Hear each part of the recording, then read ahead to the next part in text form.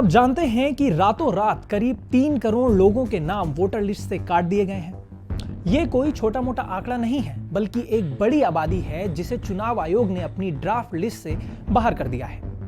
अगर आप भी आने वाले चुनाव में वोट डालने की तैयारी कर रहे हैं तो ये खबर आपके लिए सबसे जरूरी है, क्योंकि हो सकता है कि कल जब आप पोलिंग बूथ पर जाएं तो वहां की लिस्ट में आपका नाम ही गायब मिले। चुनाव आयोग ने SIR प्रक्रिया के बाद नई ड्राफ्ट वोटर लिस्ट जारी कर दी है। इस लिस्ट के सामने आते ही अब हड़कंप मच गया है, क्योंकि कुल 2 करोड़ 90 लाख मतदाताओं के नाम हटा दिए गए हैं। आयोग का कहना है कि ये पूरी प्रक्रिया 12 राज्यों और केंद्र शासित प्रदेशों में चल रही थी, जिसकी शुरुआत पिछले साल 27 अक्टूबर को हुई थी। सबसे बड़ी हलचल उत्तर प्रदेश में देखने को मिल रही है, जहां ड्राफ्ट लिस्ट का प्रकाशन 3 बार टलने के बाद आखिरकार आज जारी कर दिया गया है। अब सवाल यह है कि आखिर इतनी बड़ी संख्या में नाम क्यों काटे गए? क्या ये कोई गड़बड़ी है या फिर चुनावी सिस्टम की सफाई? उत्तर प्रदेश के मुख्य निर्वाचन अधिकारी नवदीप रिणवा ने एक प्रेस कॉन्फ्रेंस में जो आंकड़े रखे हैं वो न सिर्फ चौंकाने वाले हैं, बल्कि ये भी बताते हैं कि हमारे वोटर लिस्ट में अब कितनी अशुद्धियां थी। आइए उत्तर प्रदेश की स्थिति को समझते हैं। पहले यहाँ करीब 15 करोड़ मतदाता थे। चुनाव आयोग ने जब घर घर जाकर गणना प्रपत्र यानी एन्यूमरेशन फॉर्म भरवाए तो करीब 12.55 करोड़ लोगों ने ही उसे जमा किया, यानी लगभग 18% लोगों ने कोई जानकारी ही नहीं दी। इसी छानबीन के दौरान चुनाव आयोग को वो सच पता चला जो अब तक फाइलों में दबा हुआ था। हटाए गए 2.90 करोड़ नामों के पीछे 3 बड़े कारण सामने आए हैं। पहला, करीब 46,23,000 मतदाता ऐसे मिले जो अब इस दुनिया में ही नहीं है, यानी वो मृत पाए गए, लेकिन सालों से उनका नाम वोटर लिस्ट में चल रहा था। दूसरा और सबसे बड़ा कारण, करीब 2 करोड़ 17 लाख मतदाता या तो अपने पते से अनुपस्थित मिले या फिर वो किसी दूसरी जगह पर शिफ्ट हो चुके थे। और तीसरा सबसे बड़ा कारण है डुप्लीकेट एंट्री।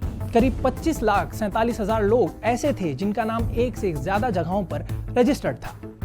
इन सब को हटाने के बाद अब उत्तर प्रदेश में मतदाताओं की संख्या घटकर करीब 12 करोड़ ही रह गई है। इसका मतलब ये है कि अब चुनाव आयोग ने एक ही झटके में लिस्ट को अपडेट कर दिया है और उन तमाम फर्जी या गलत नामों को हटा दिया है जो चुनाव प्रक्रिया में गड़बड़ी की वजह बन सकते थे। इस बार चुनाव आयोग सिर्फ नाम ही नहीं काट रहा, बल्कि आपके वोटिंग अनुभव को भी आसान बनाने के लिए नियमों में भी बदलाव कर रहा है।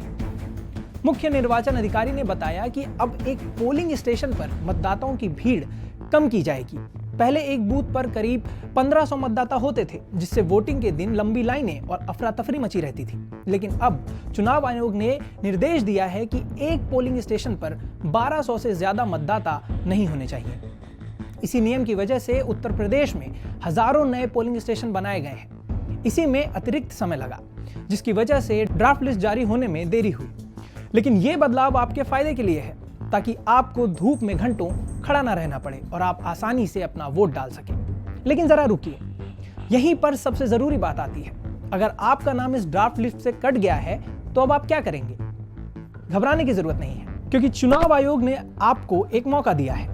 आज यानी 6 जनवरी से लेकर 6 फरवरी 2026 तक का समय दावा और आपत्ति दर्ज कराने के लिए तय किया गया है। अगर ड्राफ्ट लिस्ट में आपका नाम नहीं है या पते में कोई गड़बड़ी है तो आप इसी 1 महीने के भीतर सुधार भी करवा सकते हैं। अगर आप 18 साल के हो चुके हैं और पहली बार वोटर बनना चाहते हैं तो फॉर्म 6 भरें। अगर नाम या पता में कोई सुधार करवाना है तो फॉर्म 8 आपके काम आएगा। चुनाव आयोग इन सभी दावों का निपटारा 27 फरवरी तक कर देगा और 6 मार्च 2026 को वो फाइनल वोटर लिस्ट जारी होगी, जिसके आधार पर आने वाले चुनाव लड़ेंगे और जीते जाएंगे। इसीलिए आलस छोड़िए और तुरंत चुनाव आयोग की वेबसाइट या अपने BLO के पास जाकर लिस्ट चेक कीजिए। कहीं ऐसा ना हो कि लोकतंत्र के इस सबसे बड़े पर्व में आप सिर्फ इसीलिए बाहर रह जाएं क्योंकि आपने समय रहते अपना नाम नहीं जांचा। याद रखिएगा, आपका एक वोट देश की दिशा बदल सकता है, लेकिन उसके लिए लिस्ट में नाम होना जरूरी है।